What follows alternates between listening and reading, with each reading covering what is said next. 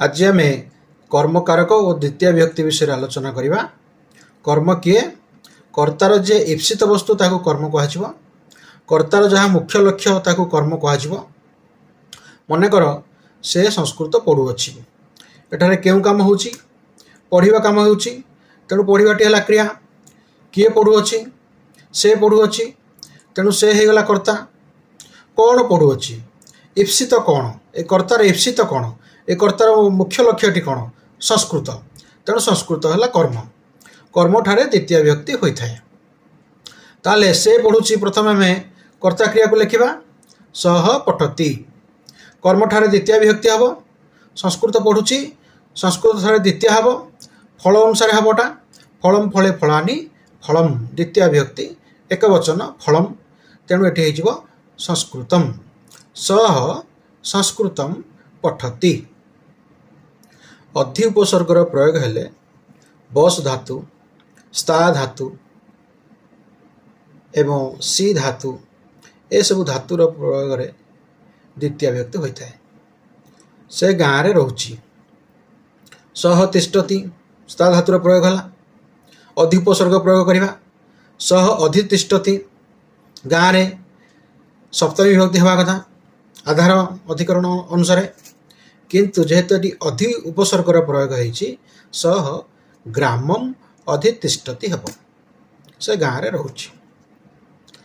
उपवसति कहवा बस धातु बसति ता पूर्वर उप उपसर्गर प्रयोग है से गाँव रे बास करुछि सह ग्रामम उपवसति ग्रामे हेब नाही। ताहले बस धातु स्था धातु सी धातु ए सब धातु पूर्वर जदि अधि उपसर्गर प्रयोग होउछि जे जगार सप्तमी होवा कथा सेठी सप्तमी न होई आमर द्वितीय विभक्तिर प्रयोग हेब। साधारणतः क्रोध द्रोह ईर्ष ए धातुर प्रयोग रे चतुर्थी विभक्तिर प्रयोग होता है। ए धातु गुड़िक पूर्वर जदि उपसर्गर प्रयोग है ताहले चतुर्थी विभक्ति न होई द्वितीय विभक्ति हेब।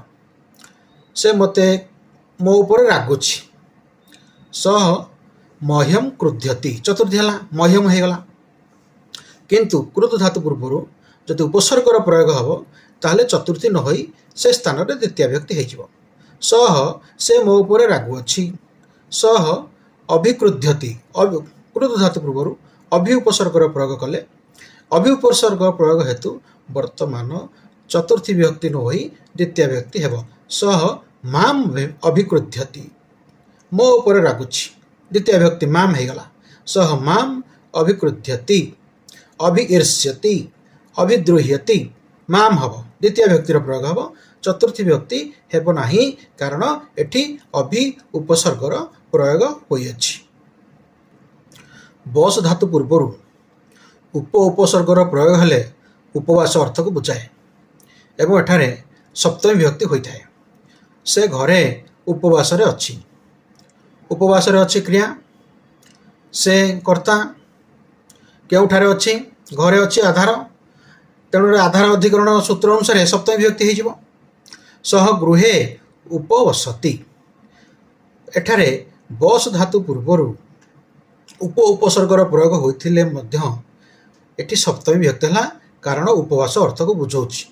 जदि उपवास अर्थ को न बुझाई रहिबा अर्थ को बुझेब ताले द्वितीय विभक्ति होई पारिबो सह गृहम उपवसति यार अर्थ से घरे अच्छी बास करुछि किंतु गृहे जदि कहबा ताहले उपवास अर्थ को बुझेब उपवास अर्थ को बुझाइले आउ द्वितीय विभक्ति हेब नाही।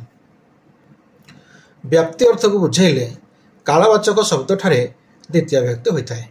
उदाहरण से मास सारा विद्यालय को जाऊ नाही कर्ता क्रिया प्रथम लिखा जाऊ नाही क्रिया कर्ता से जाऊ नाही सह न गच्छति से जाऊ नाही केउठी जाऊ नाही विद्यालय को जाऊ नाही एटा कर्म कर्तार ईप्सित तेणु ये द्वितीय हम कर्म द्वितीय नियम अनुसार बालक शब्द अनुसार हम बालक शब्द द्वितीय एक वचन बालकम सेमती विद्यालय विद्यालय सह विद्यालय न गच्छति।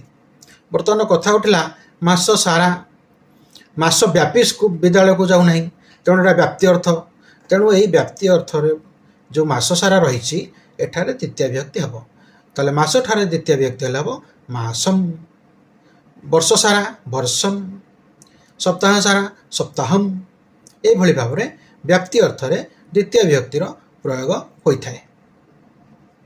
क्रिया विषय जी अधिक सूचना दिए ताको क्रिया विशेषण कहा जाए। यही क्रिया विशेषण ठारे द्वितीय विभक्ति होता है। से मधुर भाव में गाउछि गाउछि है क्रिया ए गाउछि विषय अधिक तथ्य किए देला ना मधुर भाव में ए मधुर भाव में होची क्रियार विशेषण।